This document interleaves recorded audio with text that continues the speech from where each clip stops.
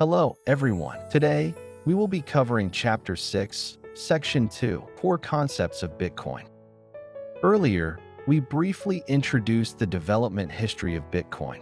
In this chapter, our focus is on understanding some core concepts and key aspects of Bitcoin. First, as mentioned in previous chapter, Blockchain 1.0 is represented by digital currency, which, simply put, refers to Bitcoin. The Bitcoin wallet encompasses all aspects of Bitcoin, including the wallet itself, transactions, block validation engine, and full network nodes within the P2P network. Ownership of Bitcoin is determined by keys, Bitcoin addresses, and digital signatures. A key consists of a pair of public and private keys, which are stored in the Bitcoin wallet. A Bitcoin address is generated from a public key, but not all Bitcoin addresses are direct representations of public keys.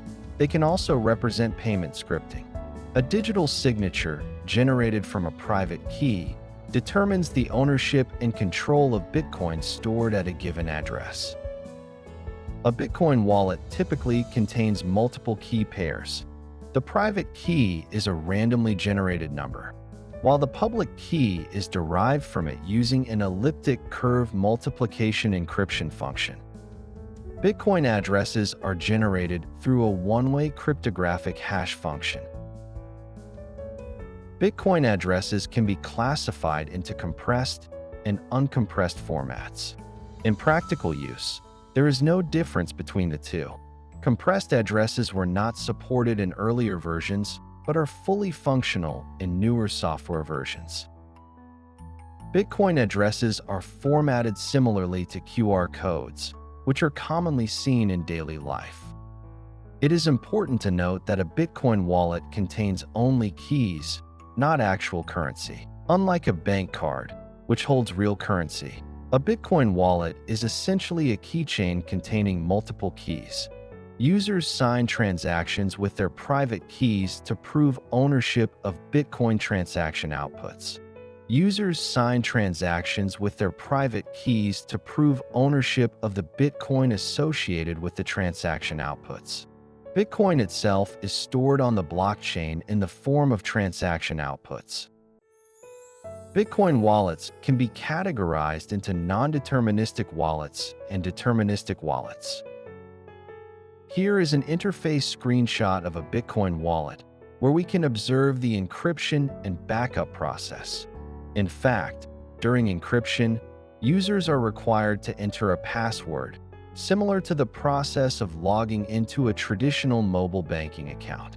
For receiving Bitcoin, as mentioned earlier, payment details are displayed, much like showing a payment code in WeChat or Alipay. Similarly, a QR code is generated, allowing transactions to be completed via scanning. This example illustrates the process of Bitcoin transfer. Once the transaction is confirmed, a series of details will be displayed, including the amount of Bitcoin received and the current Bitcoin balance.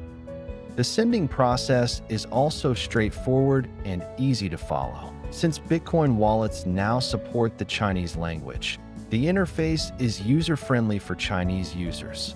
Users simply follow the step-by-step prompts to complete transactions. However, it is important to note that a Bitcoin receiving address is a string of characters rather than a traditional 19-digit bank account number. In the case of Bitcoin, it is represented as an address. Upon successful transaction completion, detailed information such as the amount sent, remaining balance, transaction time and date, and transaction ID will be displayed. The Bitcoin network operates as a collection of nodes running under the Bitcoin P2P protocol. All Bitcoin nodes are equal, but they may serve different roles based on their functionalities. A full node integrates blockchain database management, mining, and wallet services.